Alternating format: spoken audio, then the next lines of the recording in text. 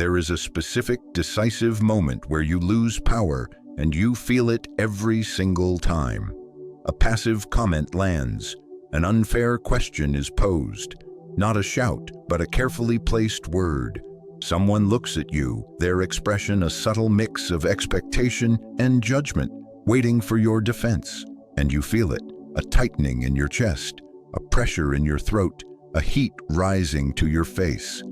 The primal urge to explain yourself surges forward, to correct the record, to justify your actions, to make them see your good intentions, to prove you are not what they are implying. That urge is not just a feeling, it is a trap. A beautifully baited, socially sanctioned trap. And the moment you give in to it, the moment you open your mouth to plead your case, you have already surrendered your authority. You have, without a single vote, elected them judge and jury over your character. This is not about avoiding conflict or being rude. This is about a fundamental, almost universal mistake that keeps intelligent, capable people stuck in cycles of exhaustion and self-doubt. Today, we are going to dismantle that mistake piece by piece. Stoicism offers a radical, counterintuitive alternative. What if you simply stopped? What if you refused with calm finality to play the game of defense? We are going to explore the immense, quiet power found in that refusal, the profound psychological and spiritual shift that occurs not when you win the argument, but when you step off the battlefield entirely. The instinct to defend yourself is ancient, wired deep into your nervous system. Trace it back. For a child, a misunderstanding could mean punishment, rejection, or a terrifying withdrawal of love.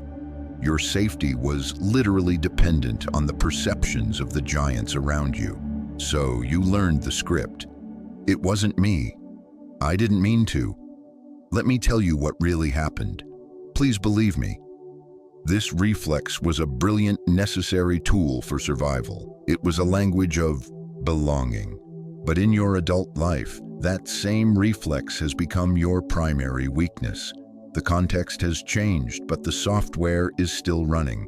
Why does it weaken you now? Because it unconsciously places your entire sense of worth and stability in the shaky, unreliable courtroom of someone else's fleeting opinion. You walk into their mental arena, you hand them the gavel, and you begin a passionate plea for a verdict of not guilty or good enough.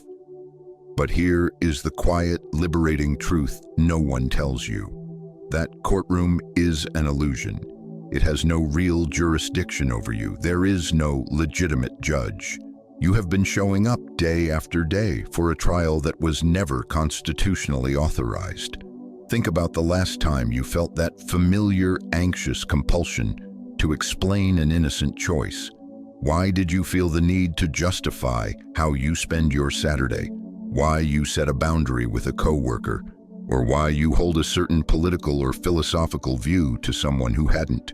Earned that level of intimate disclosure.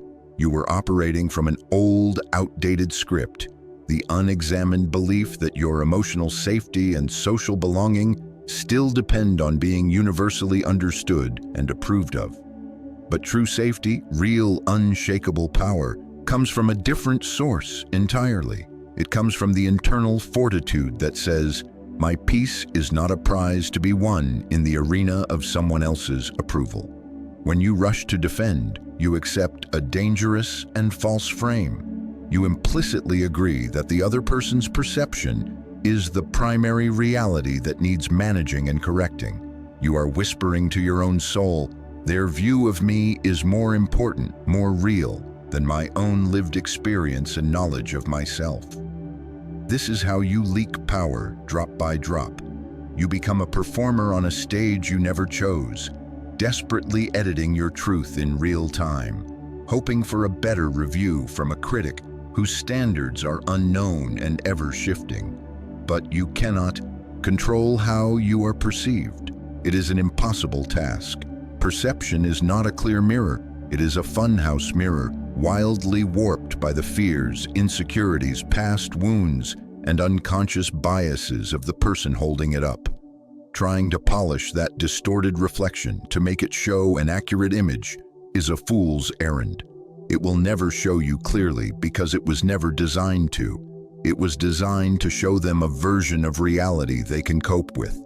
The Stoics grasped this psychological truth with stunning clarity, centuries before modern therapy.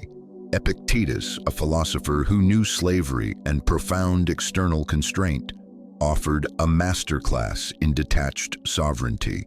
He suggested that if someone criticizes you falsely, you might calmly reply, "They clearly don't know me well," or "They would have mentioned my other, far more interesting faults." This isn't flippant sarcasm. It is a profound declaration of independence. It states, "Your judgment exists in your universe. I exist in mine, and I do not accept the bridge you are trying to build between them." It dissolves the connection between their opinion and your self-concept. This leads us to the first crucial mental shift, realizing you are not morally obligated to be understood by everyone. Your integrity is not a fragile vase that cracks when someone misinterprets your actions. Your intrinsic worth is not on trial in the court of public opinion. It is a settled fact of your existence. But to live this truth, you must break the deep, addictive craving for external validation. You must see the hidden transaction with clear eyes.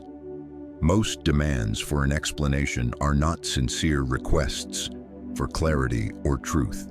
They are power plays, subtle moves for leverage, for control, for the upper hand in a dynamic. Your anxious, earnest defense becomes the very rope they use to pull you off your center, to steer you where they want you to go.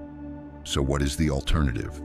What do you do when every fiber of your being is screaming to set the record straight?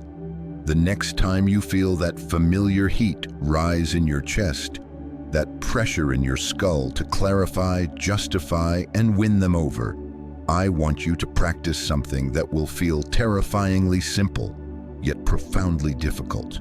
Pause. Let the silence stretch. Let it become heavy and palpable. In that space, ask yourself one razor-sharp question. What happens if I don't engage with this? What if I let their comment or accusation just hang in the air between us unanswered, like a leaf falling that I choose not to catch? You will discover something quietly liberating. Most accusations and criticisms are like emotional plants. They require your attention, your emotional energy, your reactive fuel to grow and thrive. Without you feeding them with your defense, your anger, or your submission, they wither and die of irrelevance. The other person is often operating from a script. They expect a specific reaction: defiance, tearful anger, apologetic, submission. But when you offer only stillness, a calm, unreadable presence, their entire script falls apart. They are left standing there, facing the echoing emptiness of their own provocation, with nothing to push against. You have removed the other end of the tug-of-war rope. This stillness is not weakness. It is not passivity. It is immense, cultivated strength. Marcus Aurelius, the emperor, who ruled one of history's most chaotic empires, wrote in his private journal that our disturbance never comes from external events themselves, but solely from our own judgment about those events. You, and only you, are the gatekeeper of your own inner peace. By refusing to mount a defense, you are not ignoring a threat. You are revoking its power. You are making a conscious choice. I will not be disturbed by this. Think of it as returning a package you didn't order. The delivery truck is their opinion, their judgment. You simply look at it, note the sender, and calmly say, "I didn't order this. I'm not accepting it." It remains on their doorstep, their property to deal with.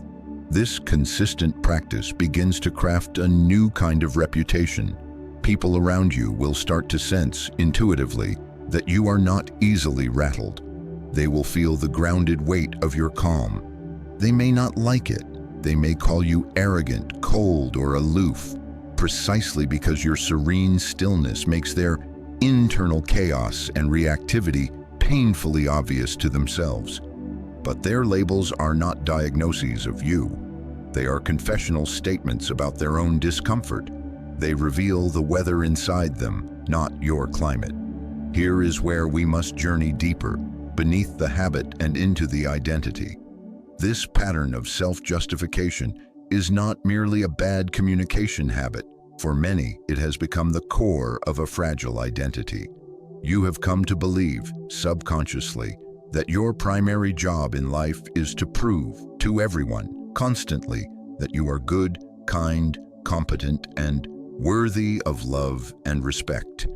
But this belief turns your entire life into a relentless, exhausting performance for a jury that never adjourns, with charges that are always being refiled. True character is not something you prove. It is something you embody, something you inhabit. A mountain does not explain its solidity to the wind.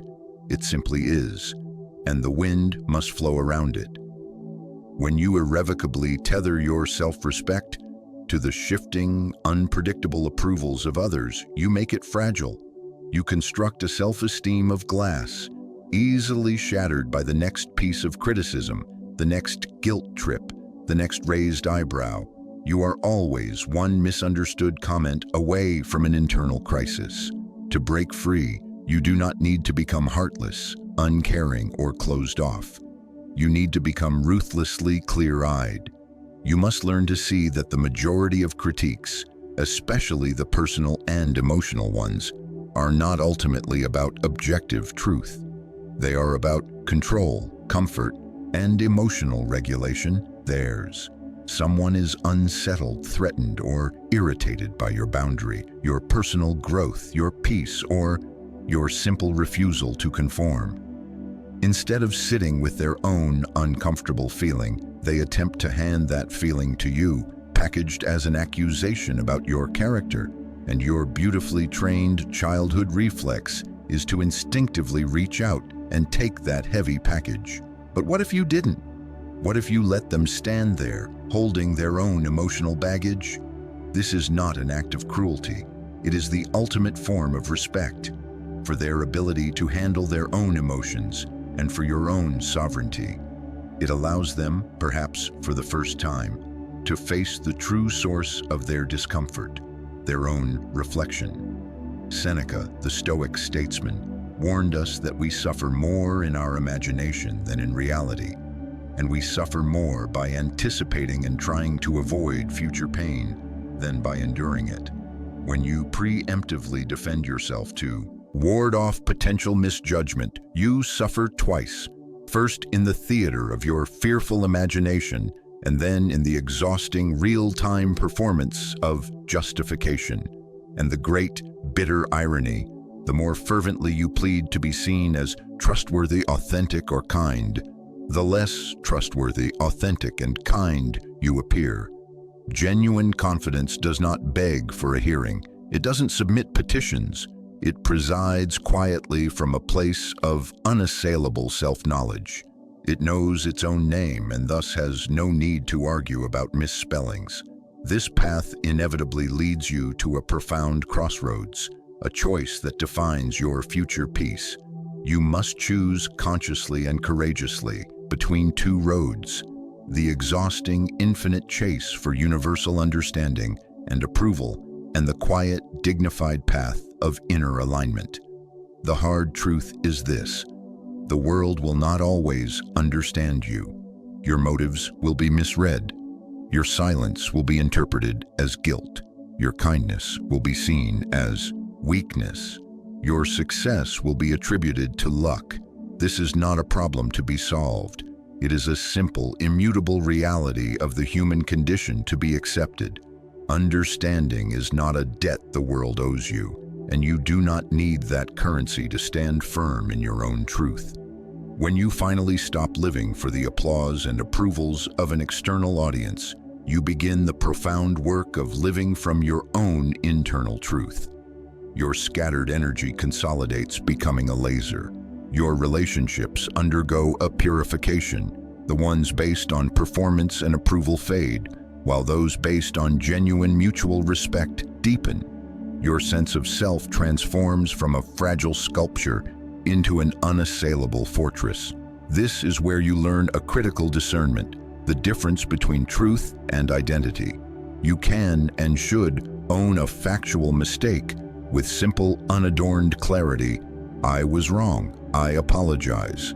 That is engaging with truth. It is clean, honorable, and strong. But if someone then tries to weaponize that mistake, to spin it into a permanent identity, you are a failure, you are irresponsible, you are selfish. That is a manipulative act. You owe no defense against a label. Your identity is not a collage assembled from the opinions, diagnoses, and projections of others. As Carl Jung profoundly stated, "I am not what happened to me, I am what I choose to become." In every moment you choose, and every single time you consciously refuse to accept a false, limiting label, you are actively choosing who you are becoming. This practice of intentional stillness is the highest form of self-discipline. It is the mature choice of reflection over the childish reflex of reaction. Reaction is automatic, hot, and gives your power away. Reflection is deliberate, cool, and consolidates your power. In that sacred pause between the external provocation and your internal response, you will find your true freedom. In that space, you gain the clarity to see the situation for what it often is, not a commentary on you at all, but a revelation of the other person's inner world, their fear, their insecurity, their unmet need for control. When you react, you willingly join their chaotic drama. When you reflect, you hold up a mirror that reveals the drama for what it is. Your calm becomes a silent, illuminating spotlight on their chaos. This is the alchemy of becoming truly untouchable, not through aggression, not by building thicker walls of hostility, but by the infinitely more powerful act of ceasing to inhabit the battlefield altogether. You stop voluntarily entering psychological rooms where your fundamental worth is a topic for debate. You realize the stunning truth: you were never actually on trial unless you willingly, anxiously walked up and took the stand. People will still talk. They will still have opinions, judgments, and stories they tell about you. Let them. Your power no longer lies in controlling their narrative, but in your unwavering, daily decision not to let their words move you from the solid ground of your own center. This entire journey culminates in a quiet personal revolution, the full, uncompromising acceptance of yourself. Carl Jung called this complete self-acceptance the most terrifying thing. Why is it so terrifying? Because it demands the unconditional abandonment of the lifelong performance. It means standing in the full, unedited truth of who you are, with all your flaws, contradictions, past mistakes, quirks, and strengths, and making the fearless decision that all of this, is enough. It is not perfect, but it is whole. When you reach this place, you become miraculously immune to the standard tools of social manipulation. Shame and guilt trips lose their corrosive power because you are no longer hiding from or apologizing for any part of your humanity. There is no hidden lever for others to pull. You reclaim the vast reservoirs of mental and emotional energy you once spent constantly managing others' perceptions, polishing your image, and rehearsing defenses. You stop being a faint shadow of what others might find acceptable or impressive. You step into the full, solid substance of who you actually are. This radical authenticity is magnetic. It doesn't shout for attention. It draws people in because it reminds them at a soul level of a home truth they have often forgotten, that they too could lay down that heavy armor. Plato taught that the first and greatest victory is to conquer yourself. Conquering the insatiable, fear-driven need to be liked and approved of by everyone is that fundamental victory. You stop being prey in the social jungle, not by transforming into a predator, but by becoming utterly unavailable for the hunt. You are no longer playing that game. Stillness becomes the native language of those who know their own name. Your silence transforms from something awkward into your most powerful signature. It communicates more clearly than any essay ever could. I see myself. That witness is sufficient. You are not here to be palatable, easily digestible, or conveniently explained. You are here to live with full conscious ownership of your one precious being. And from that place of radical, unshakable self-possession, a new kind of power naturally emerges, quiet, grounded, deep, and impervious to the storms of opinion. If this philosophy of quiet, unassailable strength resonates with you, if you are ready to finally trade the soul fatigue of constant explanation for the profound power of rooted presence, then this is your moment to take a stand.